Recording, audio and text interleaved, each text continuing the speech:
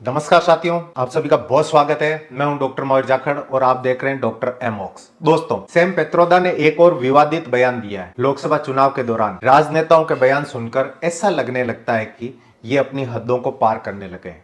अभी हाल ही में कांग्रेस के नेता सैम पेत्रोदा के बयान की मीमांसा की जा रही है। उसके तारतम्य यही है कि इस नेता ने भारत में भेद पैदा करने के लिए प्रयास किए हैं जो कभी सफल नहीं होने चाहिए।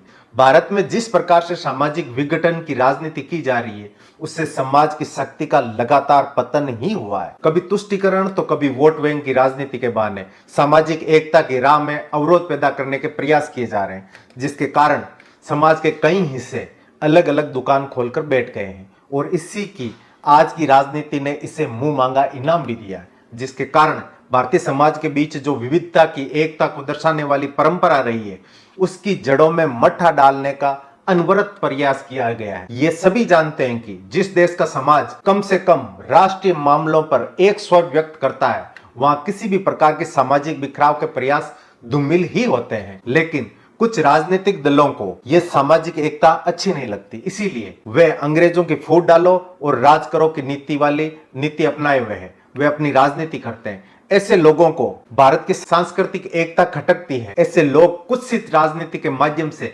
भारत की जनता के मानस में ऐसे बीज बोने का काम करते हैं जो प्रथम दृष्टिया ही विभाजनकारी काज किए जा सकते हैं। ऐसे बयानों पर पूरी तरह से रोक लगनी चाहिए, क्योंकि यह विचार देश का कभी भला नहीं कर सकता। अगर ऐसा विचार लेकर कोई राजनीतिक दल राजनीति करता है तो उसकी प्रासंगिकता पर भी सवाल हो सकते हैं। राजनीतिक दलों ने अपना स्वार्थ साधने के लिए पूर्व और पश्चिम को अलग पहचान के रूप में प्रचारित करने में जोर लगाया है और वहीं उत्तर और दक्षिण के लोगों के मन में नफरत की दरार को और ज्यादा चौड़ा किया है। जबकि हमारे देश के नायकों ने एक भारत के रूप में स्वतंत्रता प्राप्त की। आज की राजनीति को देखते हुए यही कहा जा सकता है कि ये उनके सपनों को पूरा करने का ईमानदारी से प्रयास नहीं किया जा रहा। इसी कारण कहीं जातिवाद को हवा दी जा रही है तो कहीं तुष्टीकरण का प्रयास किया जा रहा है। आवश्यकता इस बात की है कि हमारे राजनीतिक दल समाज को एक करने की दिशा में कदम उठाए। इससे समाज का तो भला होगा ही, देश भी मजबूत होगा। वर्तमान में कांग्रेस पार्टी के नेताओं ने अस्तित्व बरकरार रखने के लिए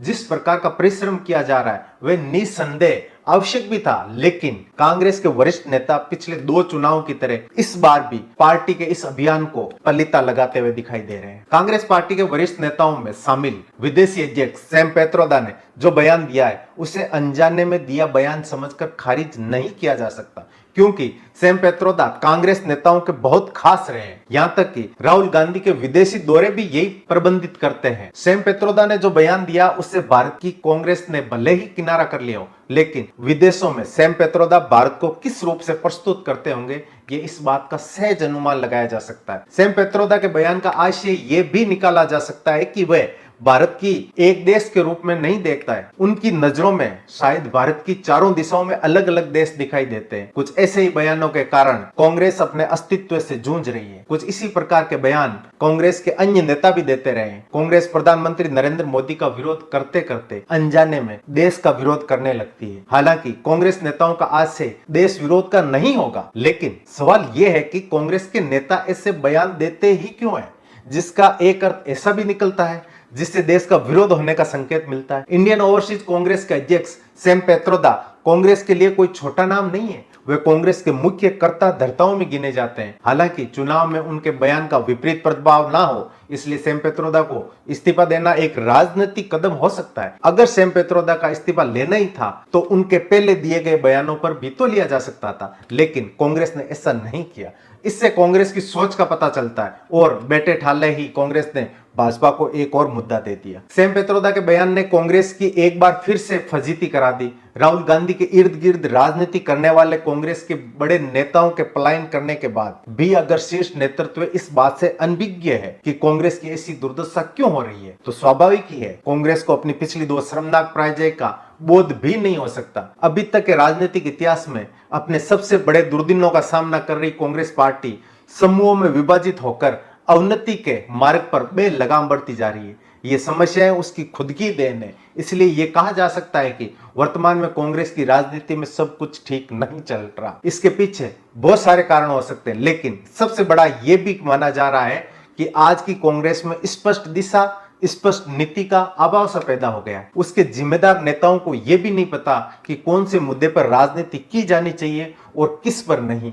इसी कारण कांग्रेस का जो स्वरूप दिखाई दे रहा है वह अविश्वसनीयता के घेरे में समाता जा रहा है। ये स्थिति जहां एक और कांग्रेस के वरिष्ठ नेतृत्व के प्रति अनास्था की धारणा को जन्म देने वाला कहा जा सकता है, यह वहीं यह भी प्रदर्शित कर रहा है कि राहुल गांधी युवाओं को आकर्षित करने में असफल साबित हुए हैं। इसमें उनकी अनियंत्रित बयानबाजी भी कारण है। हम जानते हैं कि कांग्रेस के पूर्व राष्ट्रीय अध्यक्ष राहुल गांधी ने एक बार नहीं बल्कि कई बार झूठे बयान दिए जिसमें वे माफी भी मांग चुके हैं। ये बात सही है कि झूठ के सारे आम जनता को भ्रमित किया जा सकता है, लेकिन जब सत्य सामने आता है तब उसकी कलई खुल जाती है। सबसे बड़ी विसंगति तो तब बनती है जब अपने नेता के बयान को लेकर कांग्रेस के अन्य नेता समर्थन करने वाले अंदाज में निरर्थक रूप से पुष्ट करने का असफल प्रयास करते हैं। ऐसे प्रयासों से भले ही वे भ्रम पाल ले कि उसने केंद्र सरकार को घेर लिया, लेकिन वास्तविकता यही है कि उसके भंवर में वे स्वयं ही फंसी नजर आती है। कांग्रेस अपनी कमियों को छिपाने के लिए भले ही भाजपा पर आरोप लगाने की